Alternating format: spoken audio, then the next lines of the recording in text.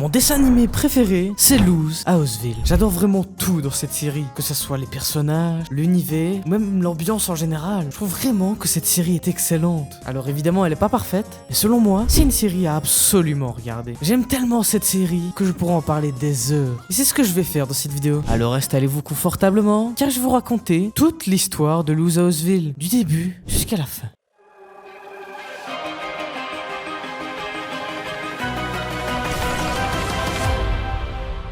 Notre histoire commence avec Luz Noceda, une adolescente créative et un peu excentrique, qui a du mal à s'intégrer à la société. Sa mère, inquiète pour son avenir, décide de l'envoyer dans un camp de rééducation, censé la remettre dans le droit chemin. Et alors qu'elle s'apprêtait à partir, Luz tombe sur un étrange hibou, qui la tire vers une mystérieuse porte. Intriguée, elle la traverse. Elle se retrouve dans un nouveau monde, totalement différent du sien. Les îles bouillantes. C'est un endroit où la magie existe vraiment, peuplé de créatures étranges et de sorcières au pouvoir fascinant. Pour rentrer dans les détails, cette île, c'est la carcasse d'un titan, qui sont considérés comme les dieux de ce monde. La puissance de la magie originelle de cette créature divine a rendu la magie accessible à toute forme de vie présente en ces lieux. Mais un jour, l'empereur Belos disait que c'était le seul qui pouvait parler aux îles et que tout le monde utilisait mal la magie. Selon lui, on ne pouvait pas combiner la magie, car cela mènerait au chaos, et que à cause de ça, tous ceux qui pratiquent plusieurs magies sans son accord seront bannis de l'île. Et je sais que vous avez beaucoup de questions, mais vous inquiétez pas, on va en reparler bien plus tard. Luz fait la rencontre d'Eda,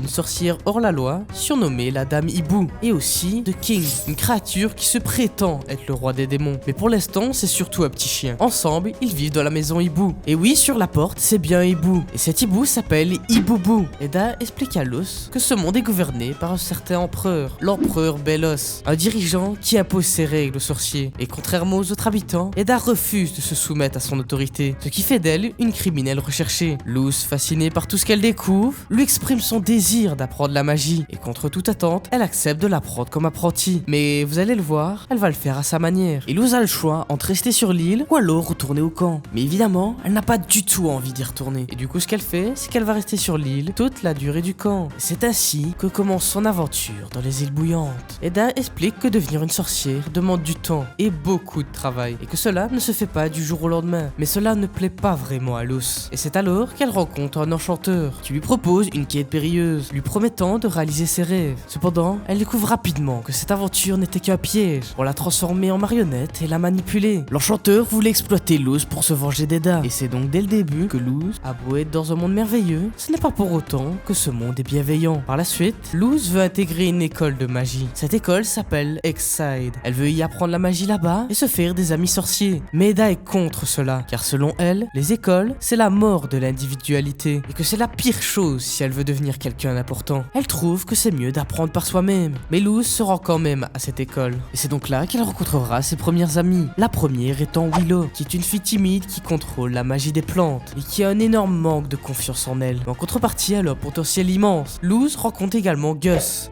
Fring, le gars dans Breaking Bad. Ah non, pardon, je me suis trompé. Gus, qui est un jeune sorcier enthousiaste et qui contrôle la magie des illusions. Bien qu'il soit un peu naïf, il est curieux et a un grand cœur. Pour aider Willow à réussir un examen hyper important, Luz se fait passer pour une abomination, une créature magique utilisée lors des cours. Parce que pour l'instant, Willow, elle est dans l'option des abominations, qui sont juste des créatures faites de boue. Et leur plan est rapidement découvert. Sauf que Willow n'a eu aucune conséquence. Mais en contrepartie, Luz est bannie à vie de l'école. Après ça, vu qu'elle est bannie de l'école, elle voudra apprendre la magie. Luz n'a pas de magie en elle, mais elle peut en faire en dessinant des glyphes. Mais le problème, c'est qu'il faut les connaître, ces glyphes. Elle peut pas le deviner, quelqu'un doit lui apprendre. Et cette personne, c'est Eda, qui pour son premier sort, lui apprendra celui de la lumière. Et juste après lui avoir enseigné ce sort, elle va s'endormir. Pendant la nuit, Eda se transforme en un monstre chouette. Et on apprend qu'elle a une malédiction. Cette malédiction a comme conséquence de la transformer en cette créature, mi-chouette, mi-humaine. C'est peut-être pour ça qu'on l'appelle la Dame Chouette. Grâce au sort qu'elle avait appris à Luz, elle fait retourner Eda à son état normal. Et maintenant, elle sait qu'elle doit prendre un certain type de potion. Sinon, elle retournera à son état monstrueux. Luz et ses amis vont à une convention de magie. Ils vont là pour aller voir les clubs, qui sont divisés en sections pour chaque magie différente. Eda est contre les clubs, car cela neutralise la magie qui n'est pas assignée au club. Et pendant cette convention, King se fait maltraiter par une fille. Cette fille, c'était Amity. Vous allez voir que par la suite, elle va devenir très importante à l'histoire.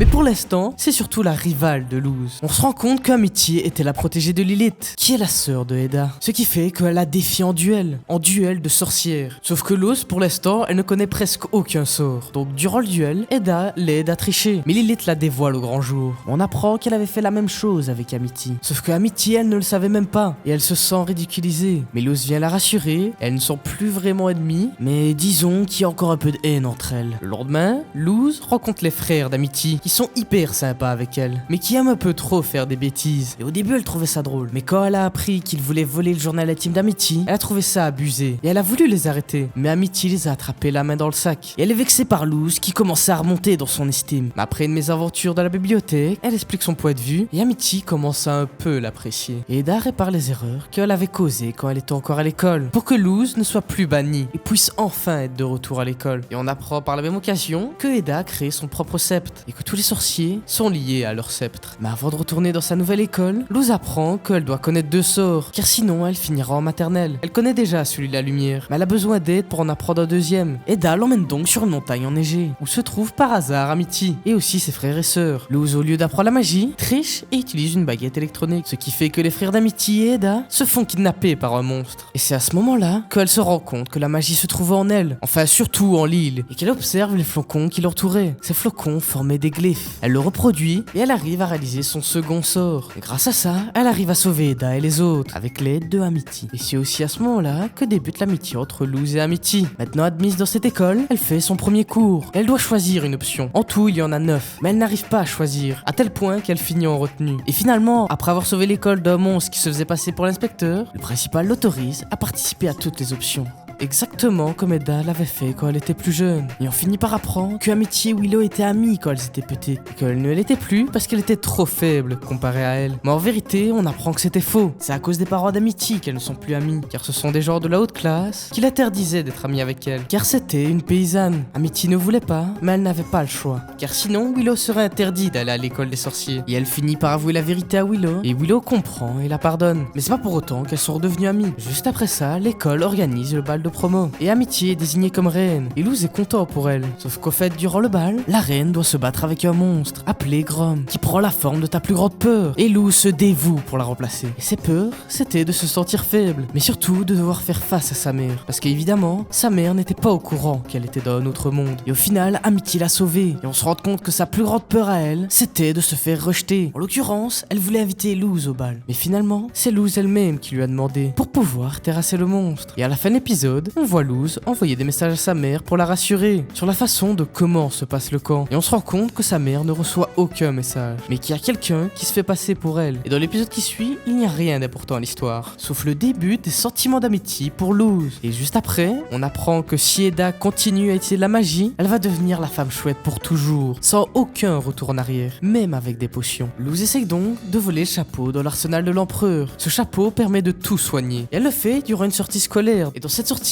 on y voit pour la première fois l'empereur, qui est hyper menaçant. Mais surtout, on voit qu'il demande à Lilith de capturer Eda une bonne fois pour toutes, sinon elle disparaîtra à jamais. Et pour cela, pendant que Luz était en train d'essayer de voler le chapeau, Lilith la capture et lui révèle tout de suite que de toute façon ça n'aurait pas marché. Elle fait ensuite une demande de rançon à Eda, et les deux sœurs se battent. Eda a légèrement le dessus, ce qui énerve Lilith, et dans un accès de colère, elle lui révèle que c'était elle qui l'avait maudit. C'était elle qui, que quand elles étaient petites, avait jeté un sort sur Eda. Et on va apprendre pourquoi elle a fait ça plus loin dans la série. Mais pour l'instant, tout ce qu'on sait, c'est que c'était Lilith qui avait envoyé la malédiction. La même malédiction qui l'a fait se transformer en femme chouette. Après ça, elle jette Luz dans le vide, et Eda la sauve. Mais elle a dû utiliser la magie qui lui restait, ce qui fait qu'elle est devenue complètement une dame chouette. Et du coup, elle se fait capturer par Lilith, et elle est envoyée dans le château de l'empereur Belos. Luz part donc en mission de sauvetage avec King pour la sauver. Et au même moment, Lilith se rend compte que l'empereur lui avait menti sur le fait qu'il allait soigner Eda. Elle change donc de camp et rejoint celui de Luz. Et elle lui révèle que quand elle était petite, elle voulait toutes les deux rentrer dans le clan de l'empereur. Mais malheureusement, il ne restait plus qu'une place. Du coup, elle devait se départager dans un tournoi. Mais Lilith savait que Eda était plus forte qu'elle. Elle a maudit Eda pendant son sommeil, pensant que cela ne durait qu'un seul jour. Évidemment, c'était une malédiction à vie. Et durant le tournoi, Eda déclare forfait, car elle ne veut pas se battre contre sa propre sœur. Mais malheureusement, la malédiction fit quand même effet. Et Eda est devenue la dame chouette. Et après avoir appris d'où venait la malédiction d'Eda, Luz va la sauver. Et elle et l'empereur se combattent. Et on apprend que l'empereur l'empereur veut la porte pour entrer dans le monde des humains, mais on ne sait pas encore pourquoi. Et durant le combat, Lilith et King se font capturer et sont condamnés pour être changés en statue de pierre, le même sort qui est prévu pour Eda. Et leur combat se finit avec Luz qui donne à l'empereur la porte, qui donne accès au monde des humains. Mais à la dernière seconde, elle brûle la porte avec un sort et elle s'échappe avec Eda, laissant l'empereur sans aucun accès au monde des humains. Après ça, Luz, Eda et sa sœur rentrent au manoir de la chouette et Lilith décide de diviser la malédiction entre elles, ce qui fait que la malédiction est beaucoup moins handicapant,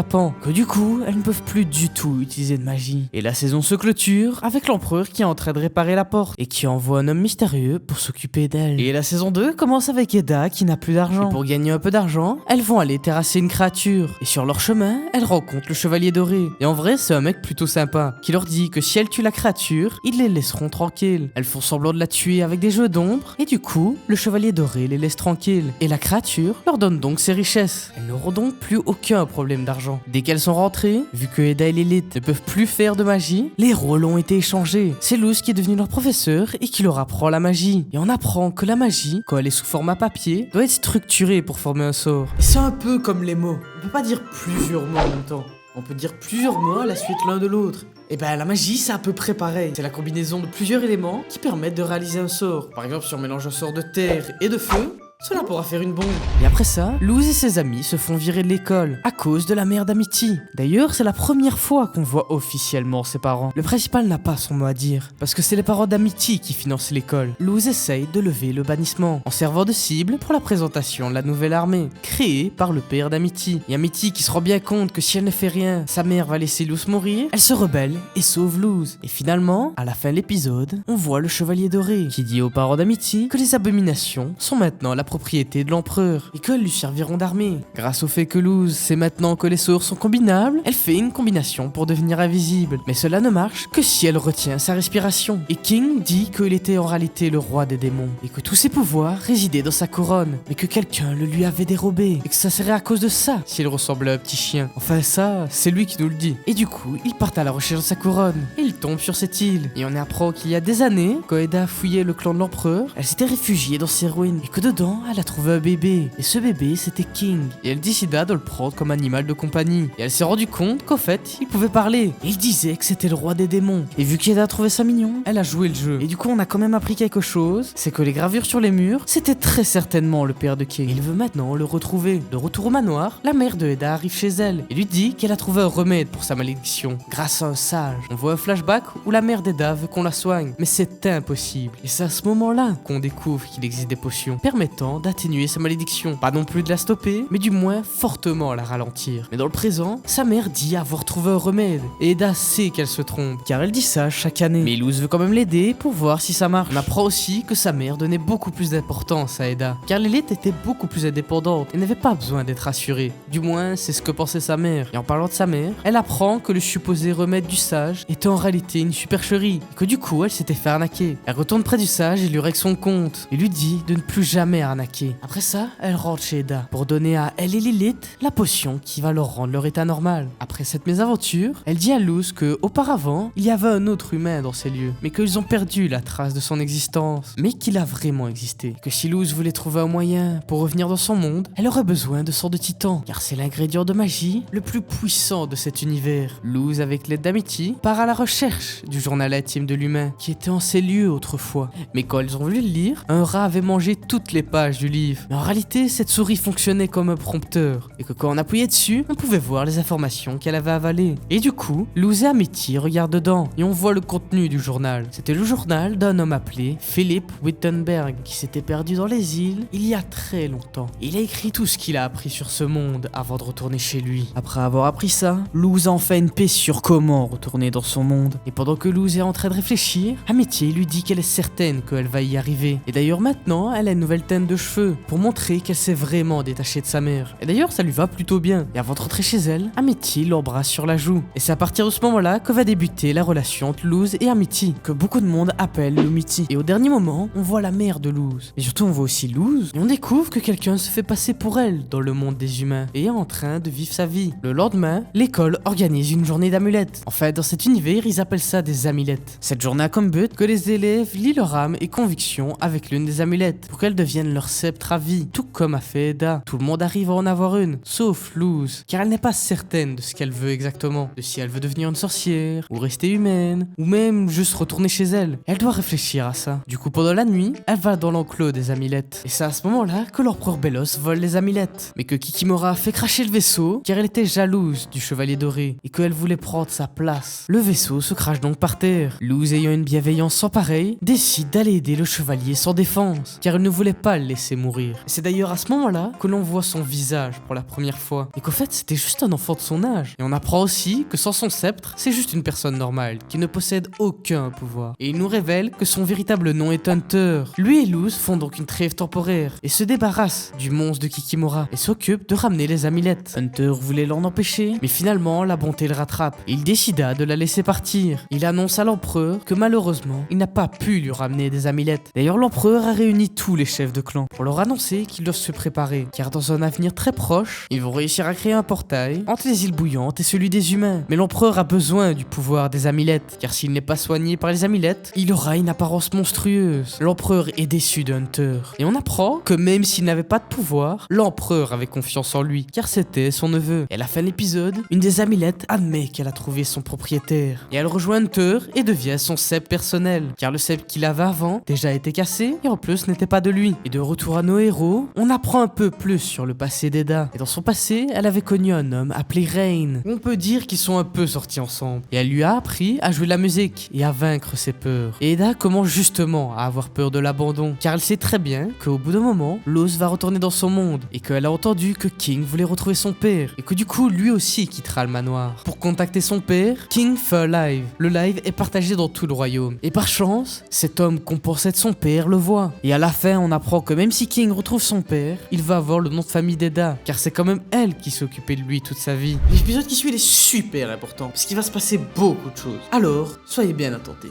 Dans cet épisode, Ibubu se rend compte que tout le monde a des problèmes, donc il veut régler les problèmes de chacun. Ibu fait passer un test à King pour savoir quel genre de démon il est, mais cela n'a mené à rien, et les tests ont donné qu'il n'était dans aucune catégorie d'espèces existantes. De l'autre côté, il essaye d'aider Eda, en l'aidant à se reposer, mais durant son sommeil, elle est confrontée encore une fois à sa malédiction de la chouette, et elle se plaint de comment elle a gâché sa vie. Mais en réalité, ce qui gâchait vraiment sa vie, c'était le fait qu'elle s'isolait. Elle s'en rend compte et fait la paix avec elle-même et la malédiction, et c'est après cette remise en question qu'elle fusionne avec la chouette. Elle a donc une nouvelle forme où elle est totalement consciente durant sa transformation, qu'elle peut accéder à tout moment. Et le problème de Luz, c'est qu'elle voulait inviter Amity à sortir avec elle, mais elle était beaucoup trop gênée pour lui demander. Et du coup, Ibubu kidnappe Amity pour qu'elle lui fasse sa déclaration, mais elle n'ose toujours pas. Mais Ibubu devient fou, car il croit qu'il n'a pas réussi à l'aider. Du coup, elle n'a pas le choix de lui demander. Et elle se rend compte qu'Amity ressentait la même chose pour elle.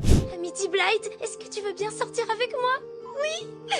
Et les résultats de la crise de Ibubu, c'est que Eda s'appelle maintenant la Dame Harpie, que King a des pouvoirs, et que Luz est maintenant en couple avec Amity. Et la dernière scène de cet épisode nous montre le père de King laissant une lettre pour lui, mais Ibubu l'a mangée. Le lendemain, Laura qui projette le journal de Philippe dévoile que pour créer un portail vers le monde des humains, il faut avoir du sang titan qui se trouve dans un lac mystérieux. Mais Luz est malade, du coup elle peut pas y aller. C'est donc Amity qui va chercher à sa place. Et sur le chemin, Amity qui était partie avec Eda et King tombe sur Hunter, et ils le prennent en otage. Ils sont tous à la recherche du lac, sauf que quand ils arrivent, il y avait déjà Kikimora. Et du coup, ils ont dû libérer Hunter pour qu'il s'occupe vite fait bien fait d'elle. Mais il les a trahis pour arriver au lac avant eux. Mais juste après, quand ils arrivent, ils se rendent compte que le lac était vide et qu'il ne restait plus aucune trace de sang titan. Et c'est d'ailleurs à ce moment-là que Hunter remarque qu'Amity a la clé lui permettant d'ouvrir la porte. Et il menace Amity en disant que si elle ne donnait pas la clé, il allait s'en prendre à Luz. Donc elle lui donna, mais la brisa juste avant de lui donner. Ce qui fait qu'elle a mis du sang partout sur ses gants et que la clé est maintenant inutile. Grâce au sort de Titan, elles vont pouvoir ouvrir un portail dans le monde des humains, mais seulement pendant une courte période de temps. C'est durant cette fenêtre d'ouverture que Luz va essayer de contacter sa mère. Et elle se retrouve dans une sorte de dimension miroir. Mais quand elle va enfin chez elle, elle remarque qu'il y a déjà quelqu'un à sa place. Et oui, en réalité, elle avait quelqu'un qui avait pris sa place. Un démon qui s'appelle Vi. Et elle fait pas ça parce qu'elle a de mauvaises intentions, mais juste parce qu'elle n'a pas de maison. Et qu'elle a remarqué que quand Luz est partie, sa mère allait se retrouver seule. Et pour ne pas laisser sa mère toute seule, elle a décidé de prendre sa place. Et après avoir appris ça, Luz décide décide de l'aider, car on apprend qu'elle n'a plus assez de magie pour rester sous cette forme. Elle est donc en train de retourner à sa forme de base, qui est une sorte de serpent, et pour récupérer la magie, elle a besoin d'un jeu de cartes, qui se trouve chez le bibliothécaire. Sauf que l'employé a décidé de la capturer. Luz appelle sa mère, et lui dit d'aller la sauver, et lui révèle toute la vérité. Sa mère a donc sauvé Vi, et elle sait maintenant qu'elle est dans le monde de la magie. Et elle ne sait pas encore quand elle rentrera, car elle n'a toujours aucun accès pour revenir.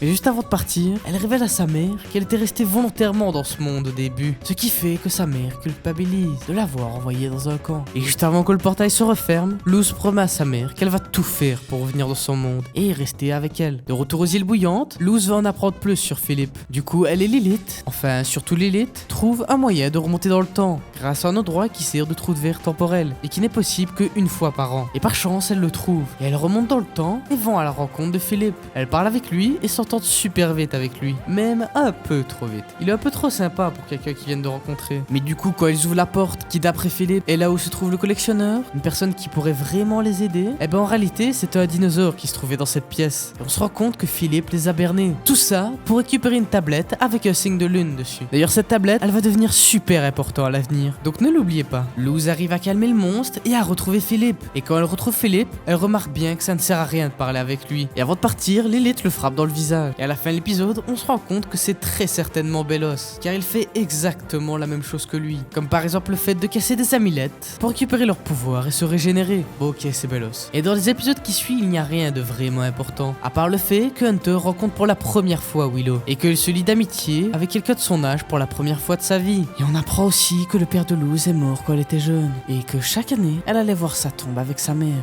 mais que cette année, elle ne pourra pas. Et on voit aussi dans cet épisode que Amity se rapproche de son père, qui est beaucoup plus tranquille et compréhensif que sa mère. Juste après, on explore le passé de Eda et Rain, et de comment ils se sont rencontrés. Et on voit aussi que l'une des chefs de clan, qui est en l'occurrence celle des plantes, donne un thé à Rain, qui est censé le rendre amnésique, mais il utilise de sa magie pour ne subir aucun effet. Et on se rend compte qu'il faisait semblant d'être amnésique pour ne pas remettre Eda en danger. Ensuite, Luz et Hunter se retrouvent accidentellement dans l'esprit de Belos, grâce au fait qu'ils étaient affectés par un sort de rebelle. Lorsque Hunter et Luz sont dans son esprit, on apprend que le jour de l'unité dont parle constamment Belos, en fait ce jour-là, toute la magie va disparaître. Et c'est pas juste la magie qui va disparaître, c'est carrément tout le royaume. Et du coup on a la raison de pourquoi il a créé les clans, car grâce aux sceaux qui ont scellé leur pouvoir, quand la magie va disparaître, tous ceux qui avaient un sceau vont disparaître avec. Et on apprend qu'il s'est renommé Belos, car il s'est fait bannir de tellement de villes qu'il a dû changer de nom, car sinon il ne pouvait aller nulle part. Et du coup si on suit la logique, bah Belos il est super vieux au fait, et il doit au moins avoir 200 ans. Et bien évidemment, on apprend qu'il n'a jamais pu parler avec le titan, et quand il disait aux habitants que c'était les ordres du titan, et bah en fait c'était ses ordres à lui. Et donc on apprend qu'il a réussi à forcer le peuple à rentrer dans un clan, en simulant l'attaque d'une sorcière rebelle. Et une sorcière rebelle à cette époque, c'était une sorcière qui utilisait tous les types de magie, et qui n'était dans aucun clan. Et il a simulé cette attaque grâce à l'aide d'explosifs, mais surtout grâce à l'aide du garde doré. Et oui, en réalité, Hunter n'était pas le premier garde, il y en a eu des dizaines avant lui, mais que Belos a dû s'en débarrasser, car à chaque fois, ils allaient à l'encontre de ses plans. Après avoir eu toutes ces révélations, il sort de son esprit, et vu que Hunter sait la vérité sur les anciens gardes dorés, l'empereur Belos veut maintenant se débarrasser de lui. Il ne pourra donc jamais retourner au château de l'empereur. Au manoir de la chouette, King trouve enfin la lettre envoyée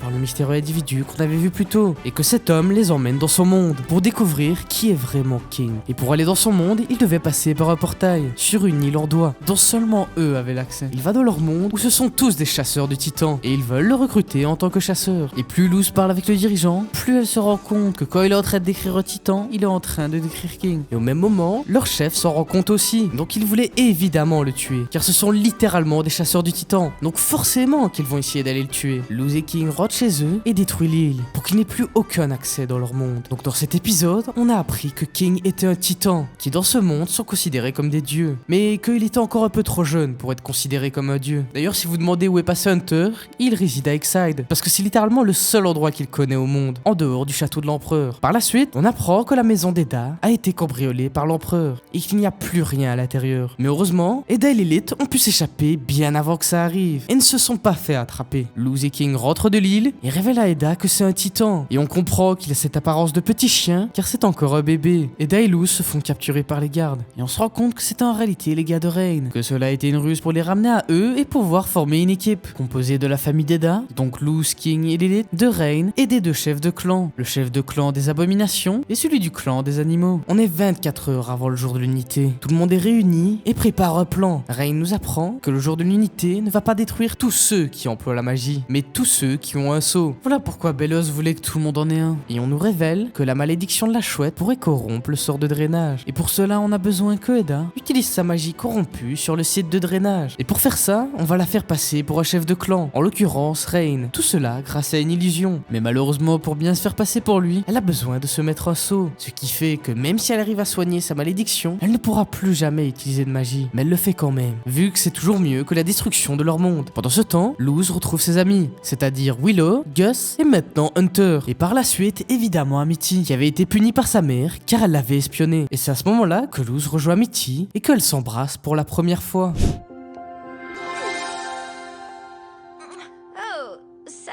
Et on me fait bien comprendre que c'est important, parce que l'animation est 3 fois plus fluide. Bon, après ça, on apprend que le père de Amity n'avait aucune connaissance du plan de Belos, alors que sa mère, oui. Et du coup, ça fait qu'ils se disputent. Et pour mettre fin à la querelle, son père désactive les abominations. Sauf une qui était un mecha contrôlé par Kikimora, qui kidnappe Luz qui se faisait passer pour Hunter et est emmené à l'empereur. Et du coup, elle va là où toute la foule est réunie pour le jour de l'unité. Amity et le groupe part pour sauver Luz. Et Belos est en train de parler avec le collectionneur, qui est une entité divine de ce monde, qui est pour l'instant coincée dans une tablette en forme de lune. Et oui, c'était bien la tablette qu'on avait parlé précédemment. Et il lui rappelle la part du marché, qui disait que si le collectionneur l'aidait à réaliser le drainage de la magie, il le libérera, car sans l'aide du collectionneur, il n'aurait jamais pu y arriver. Sauf que finalement, l'empereur Belos lui dit qu'il ne le fera pas, car il serait beaucoup trop puissant pour ce monde, et il le jette au fond de sa caverne. Pendant ce temps, Eda échange sa place avec Rain, et se fait passer pour lui. Et juste avant le jour de l'unité, on sent qu'il y a un petit air bizarre, comme si on avait remarqué qu'il se tramait quelque chose. Parce qu'au fait, c'était le cas. Ils ont essayé de se rebeller, mais les autres chefs de clan étaient plus nombreux, et ils les ont donc battus. Rain a donc repris sa place, et le sort de drainage a pu débuter. Et pendant ce temps, Luz a été livrée à l'empereur, et juste avant que Belos se débarrasse d'elle,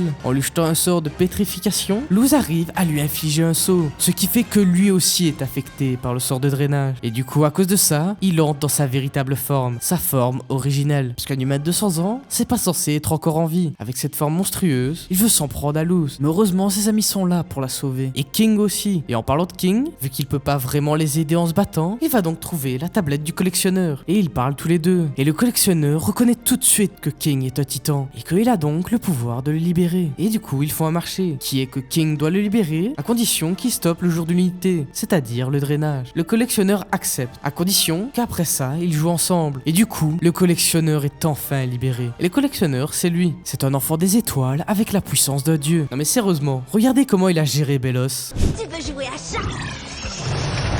C'est moi le chat. Il peut carrément manipuler le monde autour de lui. Non mais regardez, il a arrêté le jour de l'unité simplement en déplaçant la lune, comme si de rien n'était. Par la même occasion, il sauva littéralement tout le monde. Sauf qu'il a commencé à être un peu trop surexcité, et il manipule la réalité. Sauf que cela met en danger Luz et son équipe, et leur seule solution est de prendre le portail vers le monde des humains. Mais malheureusement, King n'a pas pu prendre le portail, parce qu'il devait être avec le collectionneur, pour respecter sa part du marché. Ce qui fait que maintenant, Luz et son équipe sont coincés dans le monde des humains. Enfin, Luz elle est plutôt de retour, mais vous avez compris ce que j'ai voulu dire. À la fin de l'épisode, Luz, en compagnie de ses amis, revoit sa mère. Là, on va rentrer dans la 3e et dernière saison de Luz Houseville. Et avant de continuer, juste à côté de mon pseudo, il y a un petit bouton qui s'appelle s'abonner. Et n'hésitez vraiment pas à appuyer dessus. Et avant de commencer cette saison qui n'a pas du tout été écourtée, mon personnage préféré, c'est Hunter. Et en parlant de lui, on se rend compte que c'était l'un des clones d'un mec avec qui Belos chassait les sorcières. Ce mec, c'était son frère Caleb. Hunter est un clone de Caleb. Et en parlant de Belos, on pourrait penser qu'il est mort, vu comment il a été projeté contre le mur. Il est juste devenu une sorte de liquide vivant, et qu'il s'est faufilé dans le monde des humains. Luz est de retour à la maison, pour la première fois depuis le début de la série. Et elle et tous ses amis se réfugient chez sa mère. Luz est enfin en mesure de se réunir avec sa mère, qui s'appelle Camilla, après avoir passé des mois dans les îles bouillantes. Et d'ailleurs, Vi, qui était celle qui avait pris la place de Luz, elle est toujours là. Elle semble être heureuse avec la mère de Luz. Et tout le monde s'habitue plutôt vite au monde des humains. Ils apprennent des choses sur leur monde et essayent de construire un moyen de retour. Et Luz révèle à sa mère qu'elle est bi. Mais évidemment, même s'ils s'amusent, il faut qu'ils retournent aux îles bouillantes. Et pour ce faire, ils auraient besoin de son titan, une substance magique rare qui est la clé pour créer des portails entre les royaumes. Par chance, la cabane où logeaient les amis de Luz avait une carte de son titan enfouie sous les planches. Mais après avoir creusé suffisamment, le talisman de Hunter, qui s'appelle Flapjack, a réussi à le trouver. Avec une carte de son titan étant maintenant dans leurs mains, le groupe sort pour enquêter. Mais Hunter reste en arrière pendant une minute, seulement pour être attaqué par l'empereur, enfin du moins ce qui reste de l'empereur, parce que Belos a réussi à revenir sous forme de liquide. Et quand Hunter touche ce liquide bizarre, Belos commence à affecter son esprit, faisant que Hunter voit des visions de Belos partout, et cela le rend un peu fou. La nuit d'Halloween, lorsque le groupe se rend à une balade hantée, Hunter voit une fois de plus une vision de Belos, et réalise que Belos est lui aussi après le sang de Titan. Il attrape Luz,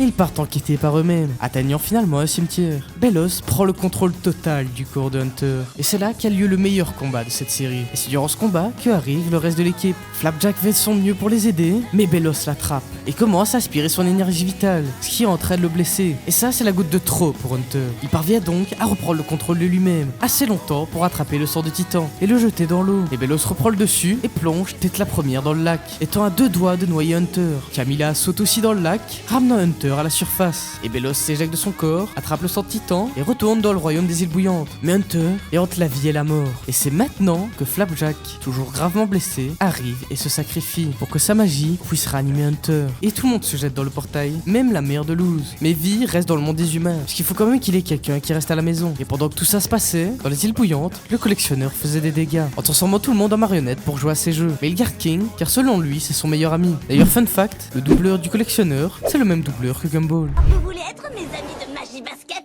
Non, je fais grève. Et quand Luz et ses amis sont de retour, ils voient tout ce qu'il a causé dans les îles bouillantes. Quoi qu'il en soit, ils finissent par retrouver Exide, où ils rencontrent un groupe de survivants et commencent à élaborer un plan. Ils doivent aller là-haut, ce château au-dessus de la tête du titan, qu'il appelle les archives. C'est le château du collectionneur, où il stocke tous les gens qu'il a transformés en marionnettes. Et dans les archives, le collectionneur aime juste se balader avec King, qui essaye désespérément de le contenir. Pendant qu'il dort, King se faufile dans son repère secret, au plus profond des archives, où on trouve Eda et Lilith, tous les deux sains et saufs. Et tous les trois, ils essaient de trouver un moyen pour arrêter le collectionneur, afin que les choses puissent redevenir à la normale. Mais King veut être prudent. Le collectionneur, aussi puissant qu'il soit, n'est qu'un enfant, et il ne semble ne pas avoir de famille. King sait ce que ça fait d'être le dernier de son espèce. Il comprend le collectionneur et veut l'aider, mais il sait aussi qu'il doit être arrêté. De retour à Exide, Luz a trouvé un sort pour se téléporter directement à la tête du titan, qu'elle a déjà vu une fois Belos utiliser. Mais avant ça, Kikimora se monte, et elle est vraiment devenue folle, et elle commence à attaquer tout le monde. Et après que Willow a perdu le contrôle de ses pouvoirs, Hunter développe en quelque sorte des pouvoirs magiques qu'il n'avait jamais eu auparavant. Il les a très certainement obtenus quand Flapjack s'était sacrifié. Ils ont fusionné et maintenant il possède ses pouvoirs en lui. Il les utilise pour sauver ses amis. Et pendant ce temps-là, Luz et Camilla ont enfin une conversation entre mère et fille, où Camilla s'excuse d'avoir essayé de transformer Luz en quelque chose qu'elle n'est pas. Et c'est à ce moment-là que Luz a finalement compris ce qu'elle voulait. Tout ce qu'elle voulait, c'était d'être comprise. Et c'est à ce moment-là que l'œuf qui représentait son amulette éclot. Car oui, j'en avais pas parlé avant, mais quand Luz n'arrivait pas à trouver son amulette, Eda lui a dit de créer sa propre amulette. Mais ce qu'a fait Luz, c'est de faire un œuf. Comme ça, dès qu'elle saura ce qu'elle voudra, l'œuf éclora. Et vu que maintenant elle sait enfin ce qu'elle veut, l'œuf commence enfin à éclore. Et c'est juste à temps que le reste de l'équipe la rattrape, afin qu'ils puissent tous s'échapper vers la tête du titan. C'est d'ailleurs les élèves d'Exide qui se sont occupés de Kikimora. C'est la dernière fois qu'on va la voir de toute la série. Une fois que tout le monde est sain et sauf dans la tête du titan, l'amulette de Luz éclot complètement, révélant un serpent anthropomorphique, une étrange petite créature qui peut se transformer en n'importe quelle autre créature. Et en vrai, son amulette elle est un peu mignonne. Pendant un moment, tout semble bien se passer, sauf que le collectionneur est juste au-dessus d'eux. Et Rain, et vous demandez certainement ce qu'il fait là. En fait, pendant que tout cela se passait, Belos avait besoin de posséder un nouveau corps, finissant par trouver son chemin dans les archives, et possédant ainsi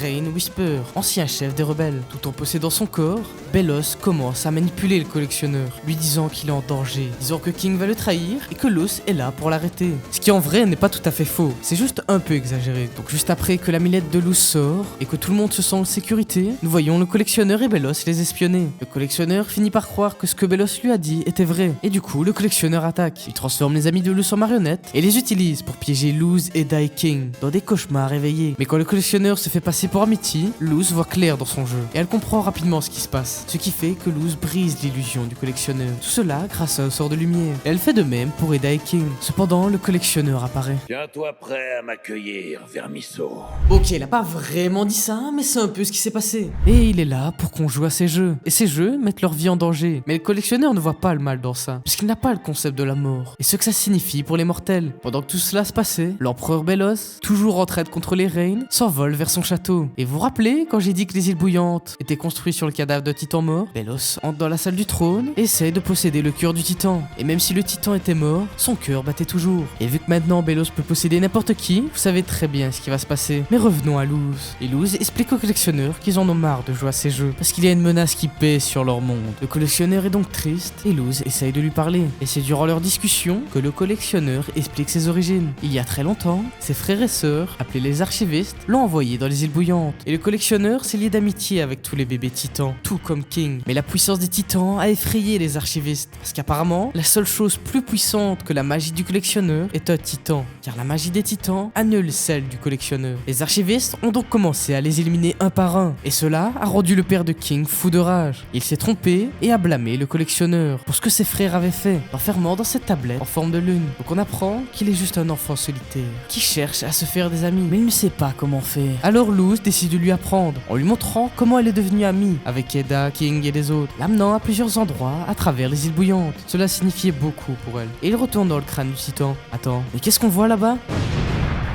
Pendant que Luz enseignait au collectionneur la bonté et le pardon, Belos s'est débarrassé du corps de Rain et s'est enfoncé dans le cœur du titan, prenant désormais le contrôle total sur les îles bouillantes. Avec la puissance des titans maintenant à portée de main, Belos va détruire ce royaume à lui seul. Et le collectionneur, écoutant ce que Luz lui avait enseigné, décide de ne pas s'en prendre à lui et de le pardonner. Sauf que Belos essaye de le tuer. Mais à la dernière seconde, Luz arrive pour le sauver. Mais en faisant cela, elle a été touchée et l'affection a commencé. Luz est donc laissée pour morte. Cela enrage Eda et King, qui attaquent tous les deux Belos. Et le collectionneur commence à comprendre la signification de la mort. Pendant ce temps, on se rend compte que Luz va bien. Enfin, elle est morte, mais elle n'est pas vraiment partie. Nous la voyons dans ce purgatoire interdimensionnel. C'était la dimension des miroirs qu'on avait vu précédemment, où elle rencontre le père de King, plus précisément le titan des îles bouillantes, le corps que Belos est en train de posséder. Et vu que Luz s'est bien occupée de King, le père de King décide de lui céder tous ses pouvoirs pour qu'elle sauve les îles bouillantes. Luz renaît avec des super pouvoirs de titan. Elle sauve Eda, King et le collectionneur de Belos et s'envole vers la tête du titan. Et pendant ce temps, le collectionneur se met en route pour protéger tout le monde dans les archives, ayant appris de ses erreurs. Dans le cœur du titan, Luz, Eda et King sauvent Rain, qui était coincé dans la moisissure, et ils partent pour arracher Belos du cœur du titan. Et pour moi, là, on a un excellent final.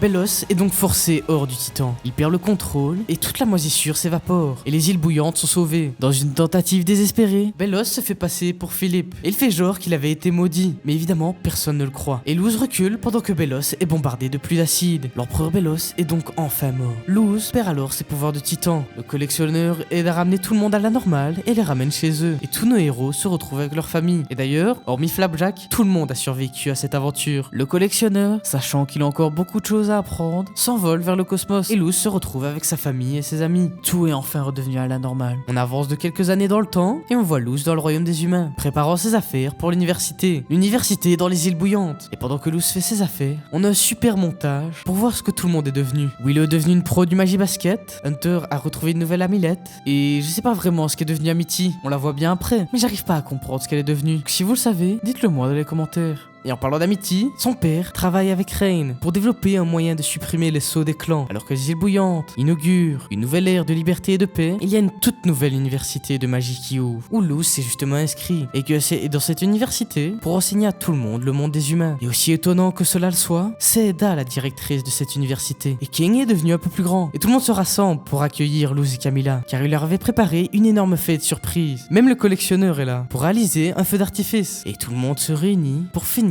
sur un magnifique plan final. Et ça, c'était l'histoire de Luz à Ozville.